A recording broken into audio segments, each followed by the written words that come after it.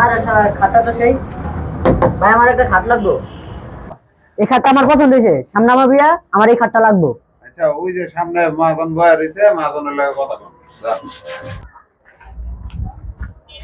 আসসালামু আলাইকুম ভাই। ওয়ালাইকুম আসসালাম। আমার একটা খাট লাগবে। খাট লাগবো নিবেন? আমার তো খাটেরই দোকান। কেমন খাট লাগবো আপনার?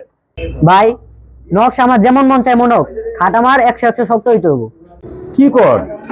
শক্ত হইব মানে 100 শক্ত হইব। ওই যে ওটা দেখতেছেন অরিজিনাল সেগুন কাঠ ভাই, অরিজিনাল।